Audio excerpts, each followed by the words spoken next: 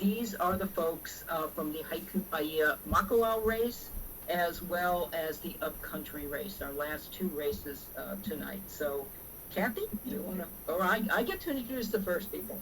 So, our county council candidates from Haiku Paia Makawao are Aram, Armstrong, Nara Boone, and Dave DeLeon. So, starting with Aram, could you please share your 1-minute statement? Thank you everyone for tuning in. My name is Aram Armstrong. I'm here in Haiku, in the rain, on Wala Malama Sustainability Center, near Five Corners. I grew up on Maui, and I was lucky enough to be able to come back after time abroad. I bring with me a portfolio of different frameworks, processes from Lean, Kaizen, human-centered design, systems thinking to apply to our problems. We have a lot of challenges here on Maui. I'm also a visual facilitator, so I'm going to tell you a lot of pictures. I think we're going to be working together, top down, bottom up, and middle out, to form a Maui United team, Team Palo, Team Musubi, and Team Kale, because we're all on this island in this canoe, and it feels like a lot of us are like trying to hit each other with a paddle. So let's get on the same team, and we all know climate change is real. So we're very lucky to be here, and thank you for considering me for County Council. Mahalo. Upcountry candidates on this question. The question is, Haiku and upcountry residents would like to see the iconic Pu'u Kalikoa, also known as Giggle Hill, preserved as part of the adjoining 4th Marine Park. And this is shown in our community plan. The land is reportedly being sold. As a council member, what could you do to honor our community plan and protect this culturally and historically important site? And Yukile, you will be up first. Lucian, this question is not in your chat, or is it somewhere else? It should be in the chat by now. Have we gotten it in the chat, Nicole? It's in. There I just saw it. Yeah, it's the Giggle Hill question. Okay, so Giggle Hill and that area which is enjoyed through the playground that is, in fact, this Saturday I think is a playground, is a restoration or a community project to help that. But I believe that there's also value in history and value in trying to preserve that area.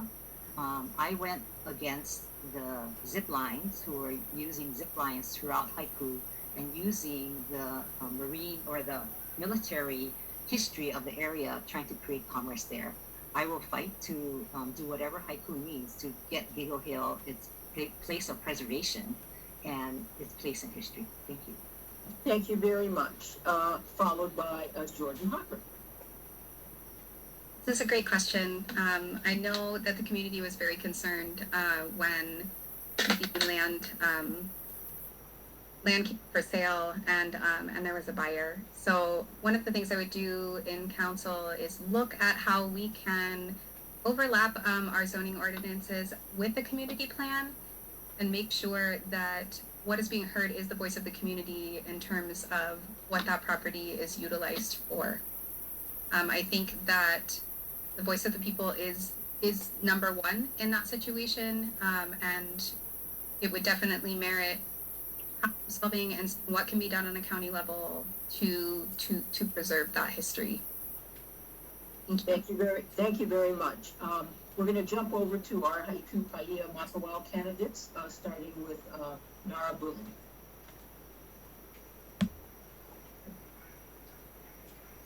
So yes, this is a very, very concerning situation for a lot of us that grew up here and have played at that park. My children learned how to swing at that park. I had to teach them twice though because it was closed for so long. I am very concerned with the selling of Giggle Hill, although pending does not mean sold. So I would contact the administration and talk about acquiring the land, and there could be a budget amendment in the open space fund to get that land. I know the top of the hill cannot be developed, but the lower region can, and we need to make sure that we have an area that works for our community as a whole. I'm also very concerned about the road there not being able to handle any development that would happen. So purchasing the land would be top priority. Thank you. Dave DeLeon?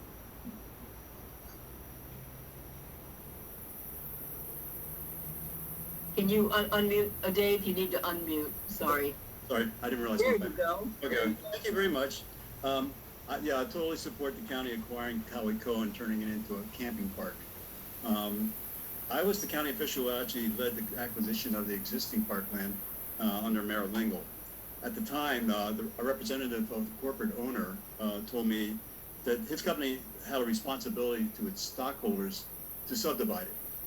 And I had the chance to tell him that Maui County had a responsibility to its stockholders, the voters, to not stop that. And luckily, we were able to convince them not to go with that. They did sell it, but they didn't subdivide it like the other subdivisions around the park. And so this is an opportunity to make sure that doesn't happen, that doesn't get, we save it. So yeah, I appreciate it. Thank you. Aram, your thoughts on the question? Mahalo. Yes, this is a great question. I love Giggle Hill. It's a great resource for our community. It should be protected. It's both historical and it's just a natural asset that we can all enjoy. I like Dave's suggestion about turning it into a camping ground. I'm a big fan of hammock camping and turning it perhaps into an Ewok village style thing. It's a beautiful cathedral of trees. Yeah, it's also one part of the county park system. I'd like to see us planting more food in our county parks. Breadfruit, coconut, everything that can feed us. So it should be more actively managed and provide resources to folks who need resources, including the unsheltered.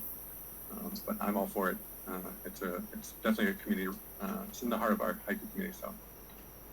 Thank you so much. We're going to move on to our next question. Kathy. There are 1,500 registrations for water meters on the upcountry water meter list. As a council member, how would you propose identifying a solution for those upcountry and Haiku families who've waited decades for a water meter? We'll start with our candidates from the Haiku Paia Makawao district, and we'll just jump right back to you, Dave DeLeon. So if there was an easy solution, it would have been done by now. It's been going on for like 30 years. I think, of course, this is a result of a lack of water. There's just barely enough water for the existing upcountry community now, as we are experiencing in this drought. I think that the important, one thing that's really important to the people who are on that list, that the list is maintained accurately, and that it's regularly updated so they know exactly where they're at. I understand from the people who are on the list that doesn't happen. You know, going into like what can you possibly do? You have to find water source. We're not going to be able to do it with our existing water source, so we need to build a well. Wells cost a ton of money to pump, so we might have to start thinking a little more out of the box toward having solar or wind power to actually run the well. 10 seconds. That doesn't cost too much money. Mahalo, Dave. Aram Armstrong. All right. Hopefully I'm visible. We can hear you. Okay. Well, all right. I might just be a black field at the Your moment. camp, well, no, we have a pretty little drawing to look at. Okay, that's Maui Mine Academy's logo. So the water issue, we have abundant rainfall and Haiku, so water catchment systems would be a great thing to incentivize and subsidize for folks who have access to bountiful rain, as we currently do. I think we also need to look upcountry for increasing storage at elevation, so we can store the water, have more access to water. That could also be pumped as a form of stored energy, hydroelectric. And I believe we need to consolidate all the lists, the housing list, the water list, and make that visible. So blockchain, whatever is the technology that makes things transparent and allows us to see where we are and what's the blockages in the system. Thank you, Mr. Armstrong. That's a very attractive logo, by the way. And now, Nara Boone. So I think that one of the things that needs to happen is that we listen to the residents. Perhaps after so long of being on the list, there are solutions that we have not heard yet. because people get so frustrated. We need some kind of strategy to work towards. Right now, increasing water sources is a big one, but we also need to work on the delivery systems for that. So there's the community facility districts that would mean that the tax rate for some for a community would be a little bit higher, but that would help pay for building the infrastructure that's so desperately needed at this point for our community. Thank you. Thank you, Nara. We move to our upcountry candidates, beginning with Jordan Hawker. Thank you so much. This is really an inequity issue.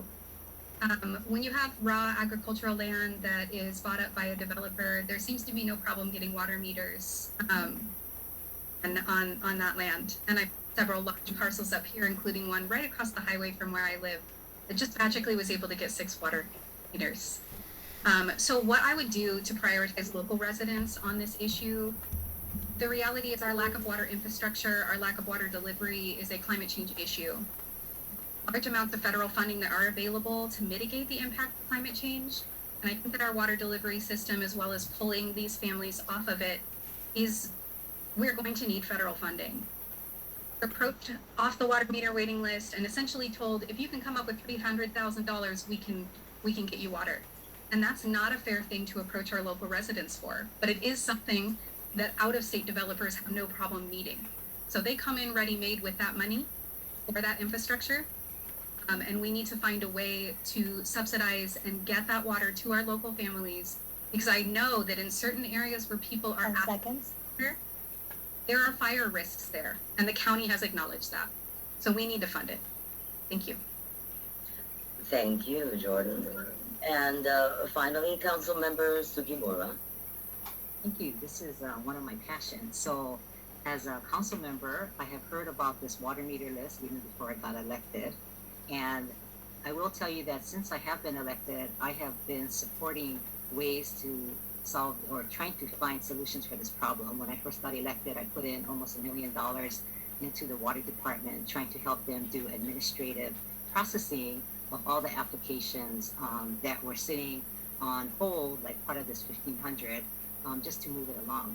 But more than that, recently, there is a well that is being draped, that is being sourced, and we found water by Tinkekaliki High School. The project will cost $10 million over a period of time. It is funded by the state legislature as well as the county, and I'm going to see that forward. So any way that we can find source, and I do agree that infrastructure is one of our other major problems because we have all the parcels that are not like a regular subdivision. So those are some of the costs that are associated with the water meter list and getting it subsidized for everybody. But I want to say that if people are saying that it's not being handled correctly, please call my office. If you Sorry, Councilmember, your time is up, but they know where to reach you. Thank you all. We have time for one more question as long as our candidates can stick to or below the time limit. Lucianne has that final question for Thank you. you. This is for our candidates from upcountry and Haiku Haiku. Will you support the charter amendment proposed on our 2022 ballot that establishes 7-member regional planning commissions, which would give Haiku Haiku residents and upcountry residents the ability to advise the county council directly on their own planning decisions? Why or why not do you support this charter amendment that is proposed? Let's start with our upcountry candidates, and Inky Lay, if you would be so kind to go first. Thank you. It is on our council agenda on Friday, so we will be taking a vote on it. I will tell you that I believe, as when this first came up in committee, as well as first reading, that we need more information about how much is it going to cost you, the taxpayer, to implement this when we already have the HANA district office, as well as the offices that are currently able to accommodate, concerns from the community. So it's a cost item, and we need more information. Thank you. Thank you. Jordan. Yes. So I do support the the ballot initiative that would establish 7 regional planning commissions. The reality is right now our own planning commission is done by volunteers. When communities have control over the development in their communities, I think that we're going to see healthier decisions made on the types and amounts of development that occur.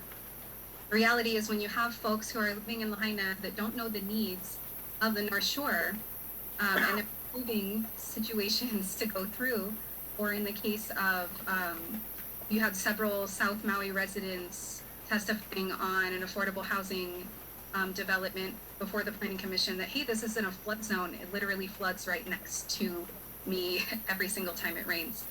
So I'm in strong support of regional planning commissions. I think that there are volunteers in the community that would be willing to step up and make sure that we're making decisions, planning decisions per region. Thank you. Mahalo. And now to our Haiku Paia Makawao candidates, starting with Aram Armstrong. Oh, hello. Can you unmute me? You're unmuted. Oh, okay, wonderful. Thank you. It's the logo again. I am strongly in support of the Planning Commission. As has been spoken before, you have to be in the neighborhood from the part of the island to actually know what's going on and know those issues. Jordan also brought up the issue of being volunteer, just all volunteers, which is not sustainable, nor is it inclusive or equitable. Yuki brought up the budget issue, and so perhaps we can look at other forms of currency recognition and support to mahalo folks who are stepping up for service to their community. Thank you very much. Nara, your thoughts on the Regional Planning Commission? Yes, I agree with that 100%, and I do feel that only the people that live in that area have a true sense of what is needed in that area, similar to the affordable housing that was being introduced and publicized yesterday or the day before for Wai'ehu area, and everybody's saying, what about the traffic? It's already so difficult. Things look good on paper, but you need to be on the ground in that environment to fully get a handle on what the reality is, and that is what should happen with local planning commissions for each area. Thank you. And Dave DeLeon, you can close off our discussion tonight. Well, I'm going in the other direction. As a member of the Charter Commission, we studied this matter and decided not to propose it because of the testimony against it. It was mostly saying it was going to be inefficient. The planning department warned that this many planning commissions would be very expensive. It would be difficult to be able to staff with trained planning commissioners and would likely cause jurisdictional chaos. That's their words. The county is already having difficulty recruiting citizens to participate on boards and commissions. And this one will require an additional 40 members. Despite the Planning Commission's decision not to adopt this proposal, the County Council decided to proceed anyway, creating a direct conflict with another proposal of the Charter Commissions. So we'll have 2 different Charter Commissions proposals on this ballot that conflict. Explain that to the voters. Mahalo. Thank you, Dave. Well, this concludes an exciting evening of the Haiku Community Association's 20